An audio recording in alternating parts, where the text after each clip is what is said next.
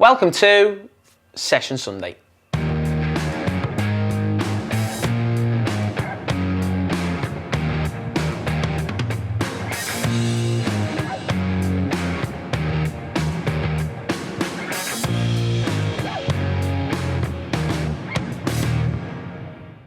Hi guys, it's Jack Edwards, and in this week's video we're focusing on attacking drills.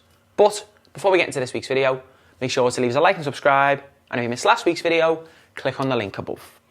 Okay, so moving into the first part of this week's session, we're going to be focusing on a pattern of play, which is going to be focusing on a movement in behind to finish, and then attacking the cross. Now, before we get into it, let's have a look at the setup for this part of the session and the equipment that we'll be using. Now, in terms of the equipment for this week, okay, we're going to be focusing on using balls, bibs, cones, and then if you don't have small-sided goals, you can use some poles, okay, and also you can have poles in this area as well, okay, or a mannequin for the players to kind of move around.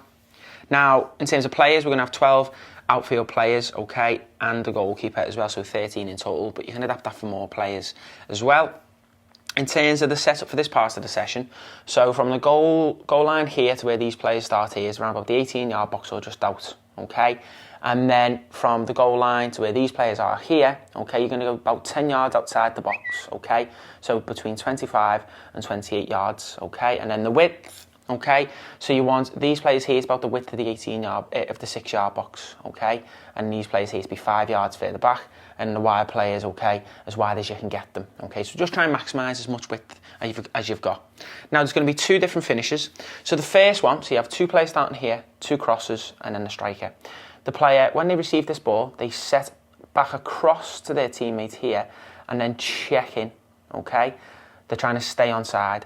Their teammate then sets them in behind, so they've checked their run, okay, they touch, and then they finish. Now, as soon as they've finished, okay, the coach has the next ball, and the player will turn to face, receive it, touch, and play to the wide player, okay? After that happens, we're looking for the players to attack the box. So what we're looking for is this player here, can you make a forward movement?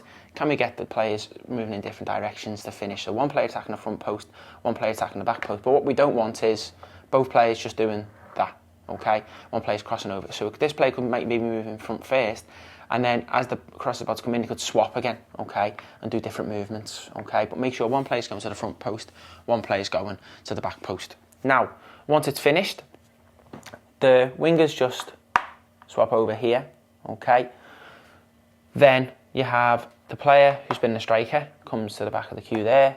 This player goes into here, okay? And the player who's finishing there goes to be the striker. And you can swap your wingers over after a few minutes, or the player who was the winger, okay, can come to the back of the queue, okay? And the player who is here, okay, can go and be a winger, okay? So like I say, you can adapt that however you want. And then the other side does the same thing, and then we go again. So it's important after we've set that across that we always check in and keep ourselves on side until the players make contact with the ball, then moving behind. So it's either touch and finish or first time finish. So focusing on our movement, our composure in the final third, and then our quick reactions, okay, to get the ball wide, and then attack the box, which is, again, focusing on our movement.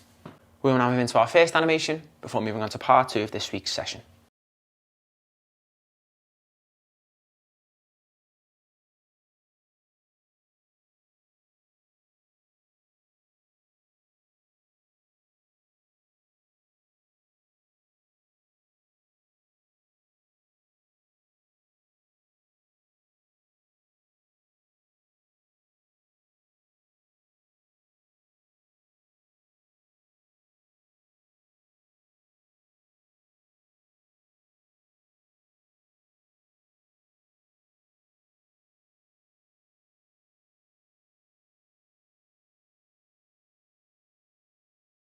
Okay, now moving into part 2 of this week's session, we're now focusing on an SAQ-based drill, which is going to move into a 1v1 scenario as well.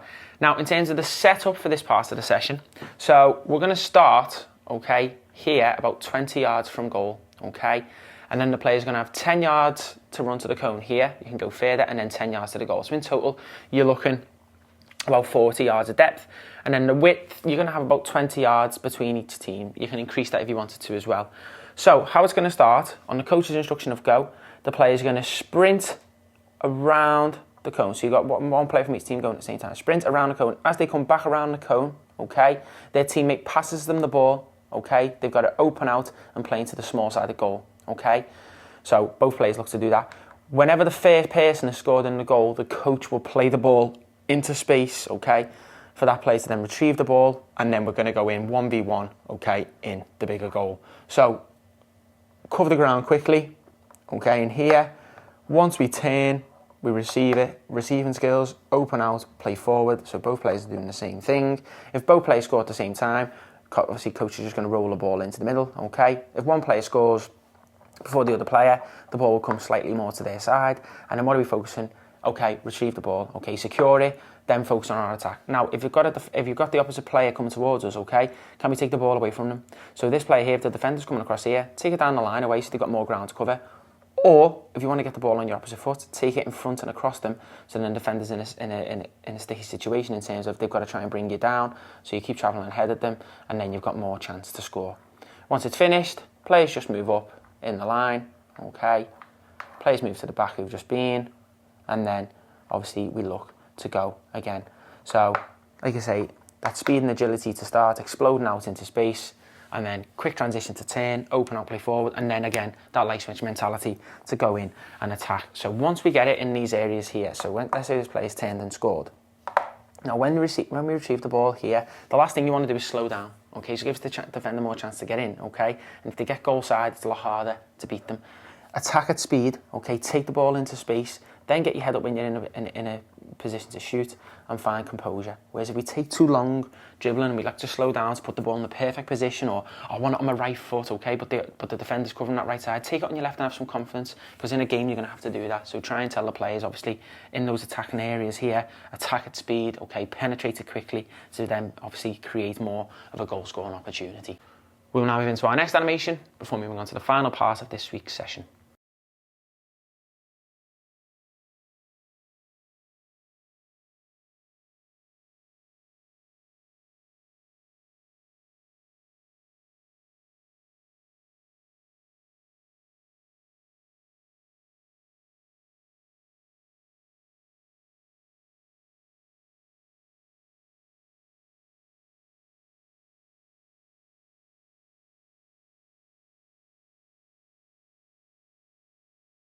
Okay, now moving into the final part of this week's session, we're now moving into a small-sided game, okay, which is going to be focusing on getting the ball into a target player to then go and attack with an overload.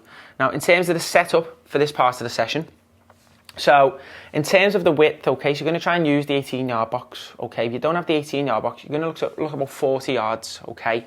Now, in terms of the depth as well, so we're going to go for about, so where this end zone is here, that can be between 5 and 10 yards, okay.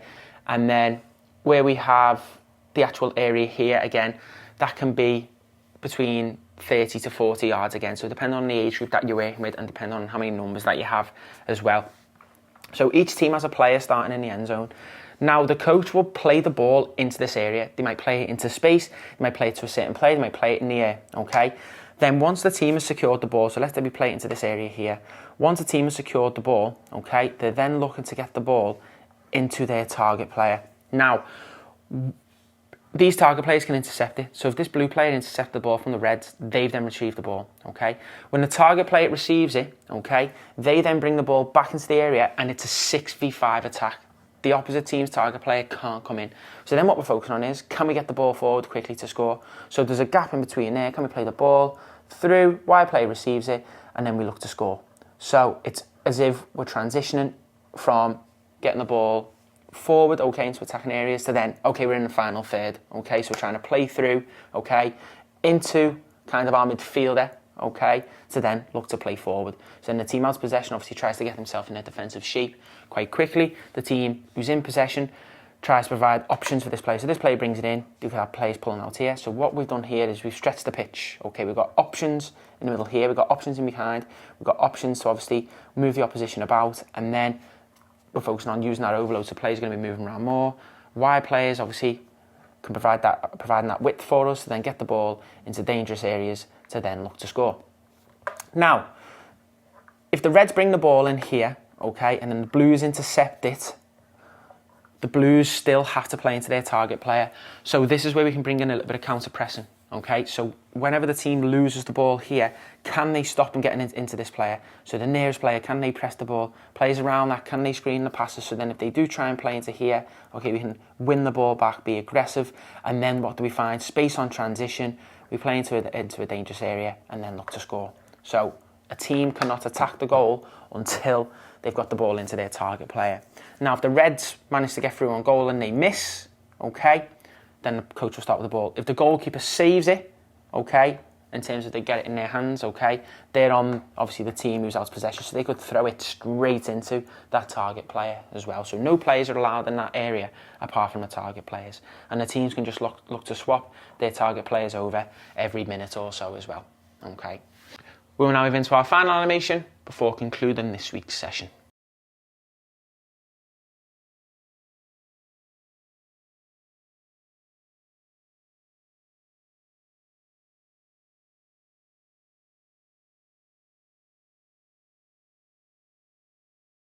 Thanks for watching this week's video.